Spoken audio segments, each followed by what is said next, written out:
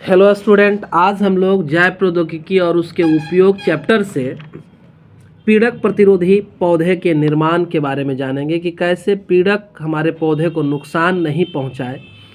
इस प्रक्रिया को समझेंगे। तो हम जानते हैं कि पीड़क प्रतिरोधी पौधे का निर्माण करने के लिए हम लोग कुछ वेक्टर का प्रयोग करते हैं और उसके द्वारा कुछ सर्टेन जीन्स जो है वो पौधे के अंदर पहुंचा दिया जाता है, जिससे उनमें प्रतिरोधक क्षमता का विकास हो जाता है। हम जानते हैं कि हमारे फसल से में कवक, निमेटोड से सबसे ज़्यादा नुकसान होता है और एक सूत्रकृमि का नाम है मेलाइडोगाइन इनकॉग्निटा। ये खास तौर से तंबाकू के जड़ों को संक्रमित कर देता है और उसे काफ़ी नुकसान पहुंचाता है। पौधे का विकास ही रुक जाता है, वो नष्ट हो जाता है।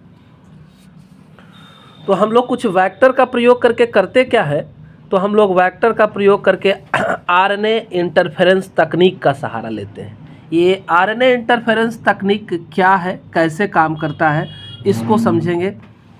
तो आरएनए इंटरफेरेंस तकनीक में क्या होता है कि कुछ बैक्टीरिया हमारे या वायरस जो है वो इन्फेक्टेड सेल्स जो है वो क्या करते हैं, केमिकल का स्राव करते हैं, जिसके वजह से एमआरएनए का संश्लेषण जो है वो रुक जाता है ना।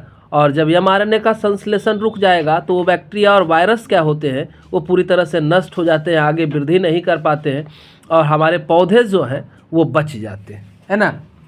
इस तकनीक का सहारा हम लोग लेते हैं, यानी आरएनए इंटरफेरेंस को हम लोग सेलुलर डिफेंस कह सकते हैं, है ना। और इसमें जीन एक्सप्रेशन ख़त्म हो जाता है, एमआरएनए का निर्माण बंद हो जाता है।